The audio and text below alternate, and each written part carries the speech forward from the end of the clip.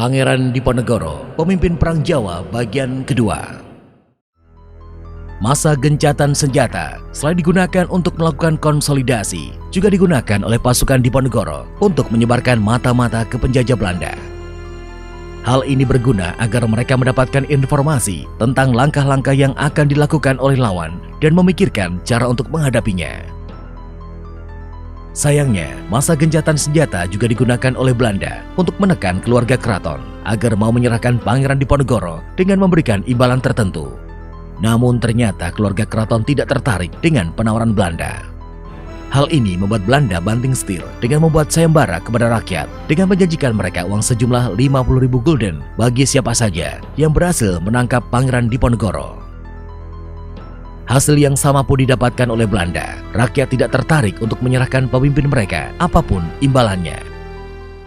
Akan tetapi memasuki tahun 1829, pasukan Diponegoro mengalami kesulitan besar setelah Belanda melancarkan taktik benteng Stelsel. Taktik benteng Stelsel adalah taktik anti perang gerilya dengan menempatkan kawat-kawat berduri di daerah-daerah yang dikuasai oleh Belanda. Hal ini mereka lakukan untuk membatasi ruang gerak pasukan Diponegoro. Alhasil, taktik buatan Jenderal de Kock tersebut membuat batalion-batalion pasukan Diponegoro kerepotan dan satu persatu menyerah.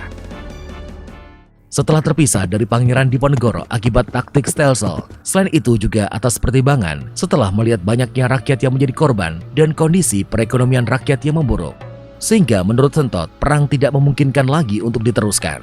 Akhirnya, Sentot Prawirodirjo memilih menyerah pada 16 Oktober 1829.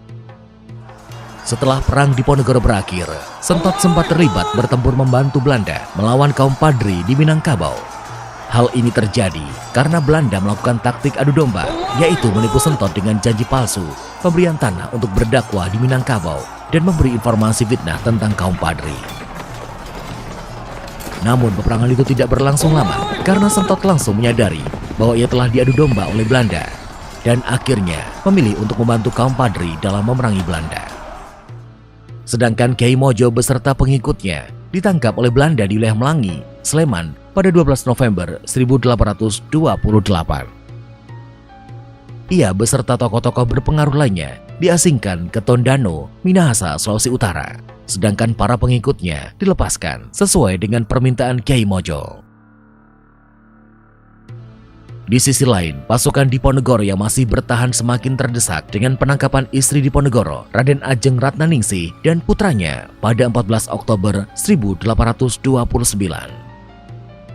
Melihat kondisi pasukannya yang tersudut, membuat Pangeran Diponegoro menerima ajakan perundingan yang diusulkan oleh Jenderal de Kock pada 16 Februari 1830. Pada hari tersebut, Pangeran Diponegoro bertemu dengan utusan Jenderal de Kock, yaitu Kolonel Jean Baptiste Clarence. Selama pertemuan berlangsung, tidak ada kesepakatan yang terjadi di antara kedua belah pihak. Hingga akhirnya, Pangeran Diponegoro meminta untuk bertemu langsung dengan Jenderal de Kock di Menoreh. Pada 21 Februari 1830, dengan diiringi semangat yang diberikan oleh 700 pengikutnya, Pangeran Diponegoro bertemu dengan de Kock. Namun pertemuan ini tidak menghasilkan keputusan politik. 1 bulan kemudian, pada hari Minggu 28 Maret 1830, Pangeran Diponegoro melakukan pertemuan kembali dengan Jenderal de Kock di Magelang.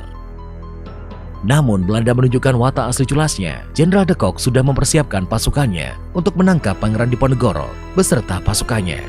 Pangeran Diponegoro tertangkap dan memilih menyerah dengan syarat anggotanya yang ditangkap harus dibebaskan. Pangeran Diponegoro pun dibawa ke Semarang, setelah itu diasingkan ke Batavia. Terakhir, Pangeran Diponegoro dipindahkan ke Makassar pada 1834 dan menetap di pengasingan hingga akhir hayatnya pada 8 Agustus 1855 di Benteng Rotterdam. Atas perjuangannya melawan Belanda, pemerintah Indonesia memberikan penghormatan kepada Pangeran Diponegoro gelar Pahlawan Nasional pada 6 November 1973. Pemerintah juga menerbitkan uang cetak bergambar Pangeran Diponegoro pada uang kertas nilai Rp100 pada 1952 dan uang kertas nilai Rp1.000 pada tahun 1975. Nama Pangeran Diponegoro juga banyak digunakan sebagai nama jalan baik di kota besar maupun di kota kecil.